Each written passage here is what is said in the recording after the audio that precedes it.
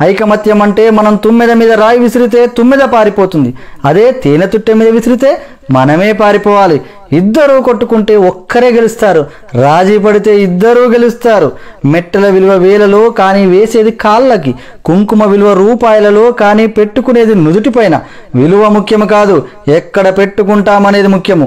ఉప్పులాగా కటువుగా మాట్లాడేవాడు నిజమైన మిత్రుడు. చక్కెరలాగా మాట్లాడి మోసగించేవాడు నీచుడు.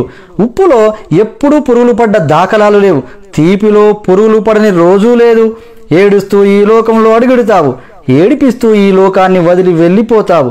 రమ్మన్నా సన్మార్గంలోకి ఎవ్వరూ రారు, వద్దన్నా చెడు మార్గాన్నే ఎంచుకుంటారు. పాలు అమ్మేవాడు ఇల్లు తిరగాలి, సారాయి అమ్మేవాడి దగ్గరికే అందరూ వెళతారు. పాలల్లో నీళ్లు కలిపినావా అని అడుగుతారు, ఖరీదైన సారాయిలో నీళ్లు కలిపి తాగుతారు. పెళ్లి ఊరేగింపులో బంధుమిత్రులు ముందు, వరుడు వెనకాల. శవయాత్రలో శవము ముందు, బంధుమిత్రులు వెనకాల. శవాన్ని ముట్టినందుకు స్నానం చేస్తారు. మూగజీవులను చంపి భుజిస్తారు. కొవ్వొత్తులను వెలిగించి చనిపోయిన వారిని గుర్తు చేసుకుంటారు. కొవ్వొత్తులను ఆర్పి జన్మదినాన్ని ఆచరిస్తారు. హే మానవా, పుట్టినప్పుడు జాతకము, మధ్యలో నాటకము, చావగానే సూతకము, అయినా ఆగదు జనుల మధ్య కౌతుకము. కష్టమొస్తే భగవంతుని కొలుస్తావు, ఆయన నీకు రాబోయే కష్టాన్ని ఆపడు.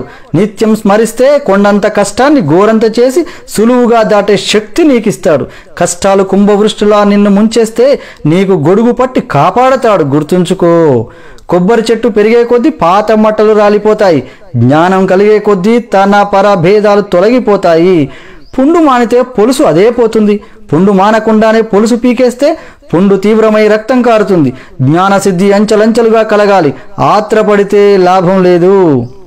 సముద్రం అంత సమస్య వచ్చిందని దిగులు పడకు, ఆకాశమంత అవకాశం కూడా ఉంది. తలెత్తి చూడు ముందు. నీపై నీకు నమ్మకం కావాలి. నీపై నమ్మకం నీకు బలం, నీపై అపనమ్మకం అవతల వారికి బలం. నీ బలం ఎవరికీ తెలియకపోయినా నీవు బతికేయచ్చు. నీ బలహీనత మాత్రం ఎవ్వరికీ తెలియనివ్వకు. నిన్నుగా బతకనివ్వరు. మరణం అంత మధురమైనదా? ఒక్కసారి దాన్ని కలిసిన వారు వదిలిపెట్టలేరు. ప్రకృతి కూడా అదంటే ఎంత పక్షపాతం. ప్రాణం పోయిన జీవుల్ని నీళ్లలో తేలుస్తుంది, ప్రాణం ఉన్న జీవుల్ని నీళ్లలో ముంచుతుంది. నీ పరిసరాలను ఎంత శుభ్రంగా ఉంచినా నీకు అనారోగ్యం రావచ్చు.